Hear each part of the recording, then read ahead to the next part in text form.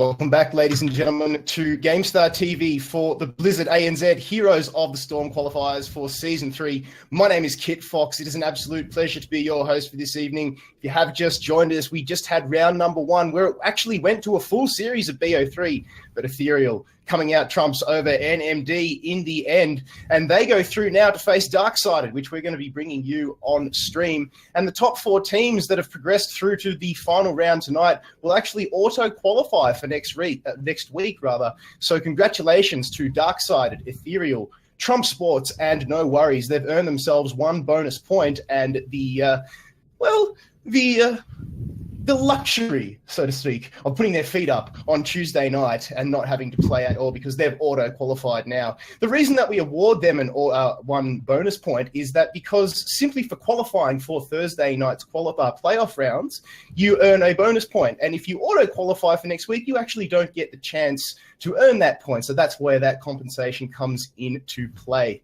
Now, we do have a Meet the Caster series that we've been pimping out on Twitter lately. Myself, Skimmy+Vandie, GL Phoenix, and Disconcur all feature in those series, and some interesting behind-the-scenes doing, especially with Skimmy's little habits that he likes to do before the cast. I won't get into it. You're going to have to go and watch the video for that one and cast your eyes upon his sexy mug yet again. We also have a small streamer program. So if you are a small streamer and you're trying to make yourself grow and become a full-time streamer, we have a program that you can enter to help you along the way. The community's own Zep Lion was one of those streamers for May, and he had an absolute ball of a time. So if you want a first-hand account at how that went down, just go over to Zep Lion's Twitch and go check him out too. So right now, you've been typing !GS HotS into the Twitch chat all night to get your hands on those loot chest bundles thanks to Blizzard ANZ. So what we're going to do now is we are going to close the first raffle off, and we're going to draw 2 names out of that. So what the producer is going to do now is push a couple buttons behind the screen, and there we go. The raffle has been closed. Moon Druid 94 is one of those victors of 12 loot chests. So congratulations, Moon Druid. And we're going to get another one of those names drawn as well very, very shortly, because we've got 4 of these to give away tonight. And once again, it's all made possible thanks to Blizzard ANZ, our sponsors. And I think that's to Trinic. You've also earned yourself a loot chest bundle thanks to Blizzard. So what we're going to do now is, if you are neither of those two, type !GS HotS again, because we're going to open up that raffle. 2 more of those to give away. But right now, without further ado, ladies and gentlemen, it's back to Skimmy and Vandie, because the Ethereal lads are going up against Team Darksided, the number 1 seed at the moment with Nomiya's absence. So let's see how they do. Okay, folks, I just want to ask you, is it possible for somebody else than Jim Jam or Hacky to win these drafts? What happens? Apparently it is. I think after Hacky subscribed, he just lost everything. The glitch that he was exploiting, it was just gone. Yeah. Love it. Love it. Let's jump into the game, guys. Lobby is ready. The draft is about to begin. Tomb of the Spider Queen is the choice, Vandie. Let's talk about the map bans themselves. Darksided went for the map picks, so it meant that he got the first ban on the map. They went for Battlefield of Eternity. Ethereal responded with taking away Cursed Hollow, which is interesting because we've said in the past that a team like Darksided, you'd argue that's their weakest kind of map. Yeah, actually, really well said. It does actually lead to think that Tomb of the Spider Queen, something like this, might not be their strongest map, but let's see how it plays out. So, smaller map, and really you can start to see where wave clear is king on a map like this. So we can start to see the Nazebos come out. We can start to see, I don't know, things like the Greymane. Ragnaros also goes quite well on this. I wonder if we'll even see New Thrall on a map like this, because having a strong solo lane can be quite good as well on a map like this. Yeah, it's always that big debate, right? We said at the start of the stream tonight, how well do teams adapt to these drafts? And so far we've seen a lot of Malfurion coming out of Ethereal, which, we were thinking like, hey, this isn't going to be a good pick anymore. It's going to be nerfed into the ground. It's not going to be anywhere near as strong as it once was. We thought Uther would definitely be the go-to in every single game, but it just shows you the adaptation that ANZ has, maybe down to the fact that the hero pools aren't as large as these MSB teams, but wow, last second ban, really making sure here that they know what they want, and they ban away Ethereal. Ethereal respecting that Ethereal. They don't want it. They do get first pick. So let's see what they make do with this. Will they pick up the Anubarak again? He can work really well on a map like this and doesn't give away too much else about their draft. So Asmodon is the response here. I mean, wow. Ethereal losing with the Asmodon, then deciding, hey, that was a pretty good Asmodon. We are not keen to verse that on such a small map. Well, essentially, yes. With Asmodon, he can be hit and miss, but he is a strong pusher, and it can really work for you on a map like this. So they're going to open up once again with a true and trusty old Anubarak, and it's worked out quite well for them so far, especially last game, in terms of the ability to lock down key targets. And if we know anything, we know that a team like Darkside would love to run those key targets. They do decide to go with the Ufa in the first rotation. I feel so relieved. I can lean back in my chair now and start drinking eating some humble pie. But there we go. Dahaka compliments it. Yep, Dahaka, Uther, very nice picks. Very high priority. D.Va, an interesting pick on a map like this. I did not see it coming. That shows that D.Va can be one of those comfort picks coming out from Ethereal. And once again, that Li Ming, we saw Greatness doing so much work on it. If there's anyone else playing it, I don't know. He's just shown something else out of that hero.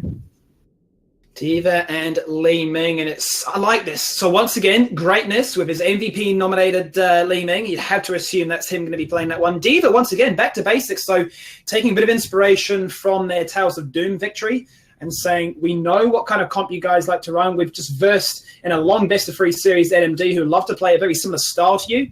We know you're going to want to get in our face, so we just play D.Va, and you have to make those really big decisions on the fly. Correct. You need to respond to the self-destruct. You need to see where she's at. Make sure that you're not going all in if Defense Matrix is up. There's a lot to play with. Genji was banned out by Darksided, which shows that they do not care about playing with that sort of comp. But Greymane is still on the board if Ethereal do not ban him out. Oh, Genji off. And once again, it's Ethereal running this one down to the clock. Playing like cat and mouse. Is it going to be Diablo? Is it going to be Varian? Good old Varian. Yeah, I mean, it achieved a lot of value when they did lose against it, especially on Dragon Shot. A very similar map in that regard. Given that they have Ufa and Dahaka already, Vandie, I mean, you'd had to imagine it would have potentially been their Varian, but definitely a Greymane or a Valor. Oh, definitely. I would expect to see perhaps a Greymane more so than the Valor. It works a little bit better, say, if Dahaka gets a target, you can instantly then collapse on the drag target. So I'd like to see Greymane coming out for that. But if we do see a sneaky Tacita coming out with a Valor, that's not unheard of as well. Then you've got that duo support. Valor can be your hyper carry, stay safe behind the Dahaka. That also works quite nicely on a map like this. Well, let's talk about a little bit of inspiration here. So Nomia ran pretty much this entire comp with the Ufa, with the pop-off with Arcana playing Valor. Wouldn't be surprised to see a team like Darksided run it as well. I mean, there's a questionable decision, I suppose you could say. Do we decide to go full on sweaty mode in these games, or do we decide to practice new things, sort of test new comps that we've been practicing in scrims, or do we just want to absolutely smash these teams, make a statement, and show them why we're the number one seed? They do lock in his Zeratul, trusty old Session Zeratul. And we forgot to mention as well, Vandie, no booty this time. This is the core roster of Darkseid, and Session is available for Thursday nights. Yeah, I mean, I had to not say it because poor Booty was whispering me before, saying my hair looked great, and then he's not even on the team. So I'm like, I can't change that. You're only the sub. Feels bad, man. No, it's all good. We've got main man Sashin here. That's why you have the sub, in case something does happen to the 5. Booty can step on in, but we are seeing that Greymane, the Zeratul as well. Okay, so the Zeratul I didn't really see coming, but I do like what he can bring. That Void Prism really setting up a team fight nicely and locking down a lot of the area. This is a very small map, once again. I know we mentioned it, but I need to harp on it because there's only a certain number of paths you can take to a fight.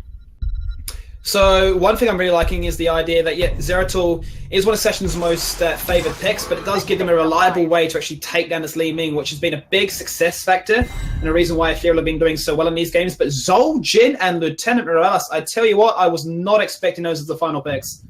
No, I mean, if you were like, okay, let's do a bet, I would have lost all my money, but very interesting. I have seen Zul'jin actually coming into a lot of favor in our region, especially in the Hero League. He's gotten quite popular, and he can work. He's anti-blow up if he takes Taz Dingo. If the Greymane, if the Zeratul put a lot of resources into trying to take him out, he could just pop it. Morales can then heal him back up, and then the damage is going to flow if he just stands his ground during that couple of precious invulnerability seconds.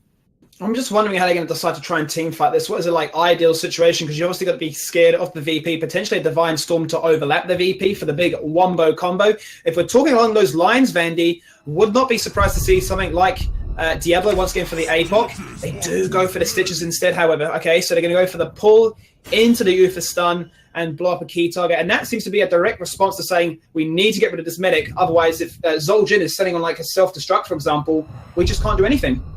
That's correct. We saw it in the first game. They could not touch the Morales, and what did she do? She just stayed behind. She healed out. She just did so much. And are we going to see a Nana Boost coming out from this Morales this time around? Or are we going to see another Medivac to help them get around the map and answer to that threat of Dahaka? Because they don't actually have a global of their own. Well, let's talk about it. I mean, a big factor of this map is wave clear. And right now, if I'm looking at wave clear, I'm saying hands down has to be in favor of Darksider. They've smashed it in terms of wave clear. And those wave clear rotations allow them to get XP advantages. And from that, we know the rest of the story in terms of how Darksider like to play this one. They get the advantages, they get the kills, and things start to get out of hand quite quickly. But once level 10 has been acquired, I mean, this is the true and trusty Ethereal comp. You know, it's got the damage, it's got the ability to do stuff. And the Stim drone will be a very attractive option, given that they have the battery of Zul'jin. Exactly right. That's what I'm thinking. We could actually see that Stim coming up, and it's going to be so important for Ethereal to make sure that they can hit level 10. But also Greatness, make sure he can get the poke down. So if they do want to engage, there's more chance for that reset to happen early. Well, here they are once again, Darksider on their true and trusty map. They love it here on Tomb of the Spider Queen, and they are in the blue side.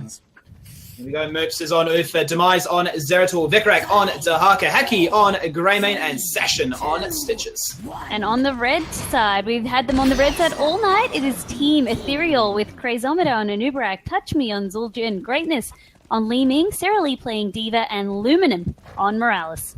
I mean, Touch Me has really impressed me in the sense that he is such a true flex player. I believe he's played a different hero every single game, so shout outs to him having a dynamic hero pool. But wow, Sasha with the instant grab attempt, moves is right there for the stun, and that would have been a dead Luminum right at the start there, but look at the damage coming on out. Shreddy doing a great job. Wow, it's for real, just suddenly popping off, and it's back to business here with Greatness saying, I've got the damage, you should have respected the Li Ming, so I'm going to make you pay for it. Yeah, what I wanted, wow. My god, what are they doing? Darksider, did they not see me? Eat all my words. Oh, Skimmy, that's not the start you want. Not at all. I don't think either they did not see the Li Ming or they thought she'd moved on, but no, Greatness was hungry for more kills. She didn't need to move. And that's insane value. I mean, luckily, it's early, so you don't get too much experience at these very early stages for getting those kills, but it's the morale that you get. Absolutely. Now, one thing I didn't highlight at the start there, we harped on about how good Sashin is as the Zeratul, but it's going to be him, obviously, on the Stitches this time around. So they're going to flex Demise in there, which is an interesting variation to see that he's been sort of transitioned into that role, so to speak. Now, so he's looking to try and build up those charges. I mean, not too much that Sashin can do here, given that there's so many minions in the way, but definitely that wave clear really should start to come into their pressure. I just saw Moops' mount, the sad face mount, but there's a happy face now with that nice pickup on Touch Me just down there. Rotations and rotations. It's all about rotations, and you're going to get nightmares as I keep repeating those words, but straight away, Haki looking to clear these waves, got the cocktail ready to rock and roll. Interesting variation then. He's gone for viciousness, so he doesn't want the extra range, he doesn't want the refund of money, he just wants the ability to stick around and utilize the inner beast. Yeah, correct. So with that Greymane already, we're seeing a variation in the build. A lot of players, they feel like you can go quite flexible on that level 1 talent, depending on what you feel like you need. But I'm going to cut myself off because I'm just seeing what they're doing with... Oh, beautiful stun attempt. There goes Drag. Oh, and the stun coming in. Demise is on cleanup duties. A beautiful blink at the very last second. Otherwise, Surly would have definitely smacked him into the dirt. But he does get their mech off. He does get out of harm's way. And they only lose 1 for their efforts. This is what we needed to see come out of the field earlier in the day. It's going to be a double kill, though. And Nubrak is the second to fall on this one. Darksider starting to exude their confidence, their micro performance play. Stun, drag, dead. D.Va is gone as well. Yeah, I really like that from Darkside. Really, okay, so the D.Va self-destructed, but they made sure that they committed to the kill onto Luminant before backing out. And in fact, Moves did actually catch a little bit of that self-destruct, but it did not matter. And do you know why? Because he's Uther, essentially. Uther can bring so much about. We harp on him again, we harp on him time and time again, but it doesn't matter if he dies because he's got his passive. He can heal through that, so it didn't matter if he fell. It was just the trade value, essentially. The support for... What was it? We got the tank, we got the medic. They got quite a few kills in that skirmish. I mean, his passive in its own respect is a talent in its own right. I mean, you've got to be able to actually utilize it. And sometimes I've seen teams not really respect that. They say, I need to stay alive. And you think, just die. You don't die and you can actually heal your team. You're actually doing less by staying alive here with no health, with no mana, with nothing to actually offer your team. So it's a sort of min-maxing of when do I need to be and how do I need to achieve it. But this is the first Web Weavers, Vandie. They've spawned for Darksided. This is going to help them establish a level C or level 7 lead. Exactly right. So this is where things can start to snowball. This first Web Weaver turn-in can be so crucial, especially like you said, if all waves are pushed out, it's how much value they can get. They can essentially just get a huge experience advantage if Darkseid play this well. So right now it's a split between bot and top. They should have an okay time in the bot lane. Vikrak there with the old Lambo, like we like to call it. He's got the green skin, so I suppose he's what's a colour that's green? Can't think of anything. So let's talk about this push in the top lane. Blue Web Weavers have done the damage. There's a full level lead now, Vandie. They are 7, but they've got the ability to force the fight if they want to. But it's all about macro control. And look at that, Sorelli, you're out of control. Where are you? Sniped. That's the pressure that a Zeratul player can bring, and Zeratul indeed can bring. So once Zeralee is out of that mech, they really need to take this now. Greatness, Morales, and as well, just anyone squishy. You need to be aware of where that Zeratul is at all times. Yeah, not being afforded as much free time, so to speak, as they have done earlier tonight, and that's a testament to this team here, #1 seed currently in the region, but definitely a lot of teams looking to try and take that throne. Whilst Nomeo are at the mid-season brawl, a 2-level lead now. It's starting to become deja vu for the Darksided boys who love this map. They hit the level 10 power spike, and I tell you what, Vandie, it starts to get really dicey. Yep, we are seeing a 2-level advantage coming out now on the side of Darksided, and they have also gotten a camp to start giving them some pressure. On the side of Ethereal, though, they do have enough gems to turn in, whether they can get to the turn-in point. Oh, beautiful hook! But he doesn't get hooked into the brush fully. The stun from Moose is there, but I don't think they're quite expecting that positioning. No, so once again, with the... Oh, there it comes. Wow. Drive-by. Just mincemeat in your local supermarket. That was a drive-by, a dirty drive-by. So Darkseid making the best out of the Brush Stalker passive that he gets. That movement speed bonus, just so good. That's why he's back in favor now. So whilst they keep them all distracted in mid lane, Demise actually single-handedly, I should say, picked up the Giants. That's going to then be pushed in with Vikrak there, so looking to achieve more and more soak, more and more XP leads. And with the level 10s, I would love to see Darkseid now just try and force the fight. If that happens, not only do they have the ability to force down mid, but they have the split push from Vikrak as well. And those level leads start to become even more scary. Correct. And we are seeing a Divine Shield being favored by Uther for his heroic talent, making sure that if either Zeratul or Greymane are going in, they can stay safe. Curse Bullet coming out from Greymane, and a Gorge from Stitches, I think, are the talents that we're all interested to see. So I like that they've gone for the Divine Shield here, you know. Divine Storm could have worked potentially if they went for the Wombo, but there's no real dive threat from Ethereal, so they don't need to go it. They want to make sure that they can enable Hacky and make sure that he can pop off, because obviously what he's up against is going to be what we'd assume is going to be a Taz Dingo Zoljin, so they can now go toe-to-toe in that regard. Exactly right. So as soon as that Taz Dingo comes out, if anyone is there standing next to Zoljin, because he's going to stand and fight, that's his most potent damage dealing time. He's just going to stand and fight, but Divine Shield can mitigate a lot of that damage. Second set of Web Weavers now in favour of the old Darksided boys. I mean, this is starting to get scary, Vandie. Bot lane is completely exposed. The fort is already gone. They're working on mid lane. Once again, Vikrak is just utilising his split push so that there's no response except for a D.Va, which, I mean, that's questionable at best to try and handle that pressure. And they are single-handedly taking down these structures and really making sure that these Web Weavers find some value. exactly right. And the self-destruct goes out. What? Session actually pulls in the self-destruct, damaging all of his team. And I mean, I don't know if that's him trying to be funny or that's him trying to troll, but you know, that's actually harmed them so bad. They can't siege anymore. You know that talent helping hand? That was not the helping hand that his team wanted to send, but whoa, touch me getting the grab. That's a helping hand. Wow, the Gorge comes out. He doesn't have TazzDingo ready just yet. He's going to use it in the very last second. He's been stim drone, but it's only going to allow him to run faster away. He's got 41 gems. Curse pull it on towards Lemon. Can they blow him up? Yes, they can. They start off the kill. Make that a double kill. Ooh, the hook potentially was there, but the burrow charge milliseconds before. And I tell you what, Vandie, it's a 3-level lead soon. That's really the advantage we can see coming out of Void Prison. As soon as we started to see the react coming out from Ethereal, there was none to be had because that Void Prison happened. As you said, TazzDingo got popped, the Skin Drone got popped, but what value did it get? It didn't get any value, unfortunately. There's just so much crowd control on the side of Darksiders. Boss is now going to be picked up with that level advantage and that talent tier to boot as well, with 13 just being acquired. Vandie, Moops has actually gone for Cleanse, or Hand of Protection as it's called on Uther, as opposed to Guardian of the Ancient Kings. I mean, if we're looking at where that would find value, I suppose it's really going to be on the Inure break, but still, it's an interesting variation. No, I was actually looking at that before as well, and I was wondering, is that just a stock standard build? Does it feel more comfortable with Cleanse? I mean, I saw Aluminum getting a lot of value out of the Cleanse. Oh! Needle in a haystack, pulling away Chrysometer. Dear me. He's stuck now. Look, he's got nowhere to go. That's fine. He's getting stuck against this, the 3rd member, or the 6th member, I should really say, the Tornado MVP. I've got flashbacks of Sky Temple. Oh dear.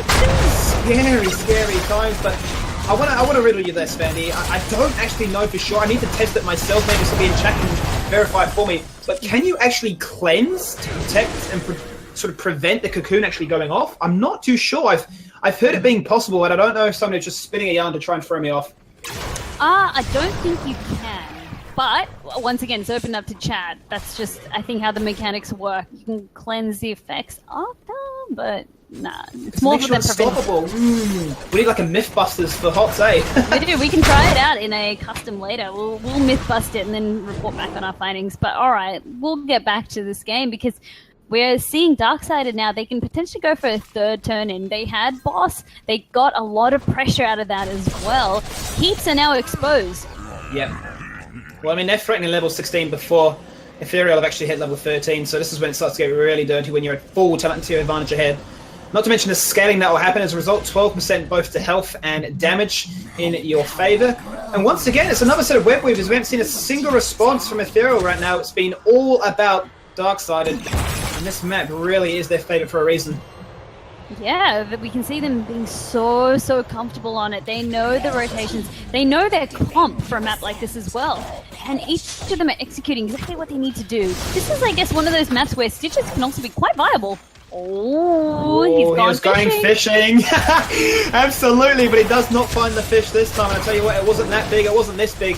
It was still left in the lake, but now the push is happening in the bot lane, exposing the keep, Vandie. That is a fresh web weaver and some giants to boot as well. There goes the hook, and gone, gleaming, deleted. 2-man VP. What do they have left to follow this up with? They're going to look for Touch Me. They just take him out of the equation straight away. Blow up onto Aluminum. Beautiful control from every single member there, and making sure that Touch Me has no pocket healer and can achieve no value from this TazzDingo. Oh, he's trying, but he's getting so CC'd. No support coming out because support dead. Everyone's dead on the side of Ethereal. We've only got Chrysometer and Cerealine, and what are they going to do by themselves? It's just not enough. A self-destruct can go and maybe delay. Wow. I was going to say, potentially they can threaten core if they keep picking up kills like this with stagger death after stagger death. They're going to look to try and take out Greatness again. And beautiful hook into train. It's the CC train coming at you. And they're just going for it. Greyman in the backline, Hacky popping off with the Divine Shield, allowing him to dive deep. And they're going to go for the core Vandie. They're going to try and do it. The shield is down. There goes the Stim Drone onto Zoljan. He hasn't got the TazzDingo this time around, but he's going to be able to smash on through. Hook once again onto Chrysometer. Burrow Charge is back in. Core down to 6%, Vandie. This is down to the wire. Bremen is the first to fall. Have Darksided run out of resources. Burrow allows him to snake on away. Sorelli is looking to try and get back in that mech, but the damage is done. The core is down to 50%, Vandie. Golems are hammering it, and the fight is still going on with Cyril Lee falling in part of the form. Skimmy, this is looking bad. They need to clear that golem again. Oh. Golem is literally single-handedly doing work in the zone. It did another 11%. 39% left on that core. A risky call, but I mean, that's damage that's permanently there. There is no mule, and that's a backdoor opportunity later on. Exactly it, and now with Sashin taking out, well, absorbing so much damage, he does go down. So luckily, Ethereal, they do get a couple of kills in that long exchange. Darksided perhaps overstaying, thinking that they could end the game, and that was enough for Ethereal to get their first turn of the game. Well, this is good for them now because it's going to time quite nicely with them hitting level 16, and that 3-level lead that they were, or 3-level disadvantage they actually had, has now been closed up quite nicely. Gives them a bit of breathing room, potentially allowing them to stabilize. Would love to see them just try and push out this bot lane. Look for another pick like that. Potential overconfidence from Darksided could bite them in the back here. Yeah, correct.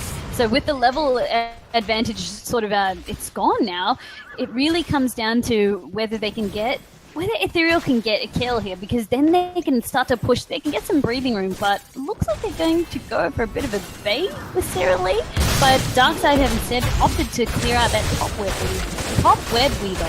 Yeah, I mean, there's just been so much pressure against them all day long that both top and bot web weavers are so heavily pushed back that the only one that was really looking to try and even out in the mid lane, and right now, if anything, it's not even to try and push, it's more so to try and stabilize it, get themselves back on an even talent footing. No, I don't like this. Oh no! Demise has got the 2-man VP. Actually, Sorelli got out! Li Ming, gone! Deleted Demise, the 1v4 hero. He's just buying time. They're on the core, Vandie! The backdoor attempt has begun! The shield is once again being punched upon. Why, did you see that? Did you see that? Session 8 the bomb! He took one for the team. That's a bro you want to crack open a cold one with. This core is going on down. 10% is the number. Stitches pops off from the pilot mode. Big damage, big guns.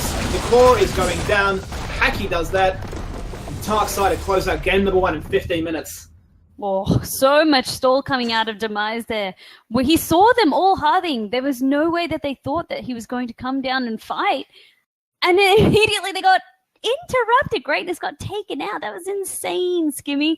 But all right, I'll let you get things started with the MVP nominations for this match. I mean, obviously, Darkseid being the highest seed in this match, it was expected that they would perform as such. But in saying that, I mean, there's a few combinations I'd like to chuck out. I'd love to say that Sashin really flexing his might with the Stitches. A controversial hero as of late as to whether or not it finds too much value, but when it's got the CC there to complement it, it works quite well. To be honest, I was really impressed with Demise. I mean, he always memes me because he's a plat player, but I say, if you can pull off plays like that, you snipe at the key heroes that have been such a big influence for Ethereal. That, in my eyes, is MVP worthy. Yeah, definitely. That play at the end there where he was trying to 1v4, he did get the kill indeed. I mean, a lot of it as well would have been Ethereal's attention being back on returning back to the court, but still getting the plays, getting the kill cleanly and getting out, like, that was, yeah, play of the game almost. So well done, Demise. Well, there you go, Demise. You pick up game number 1's MVP nomination, and still plenty more Heroes of the Storm action to come for you in round number 2. It is a best of 3, so stick around.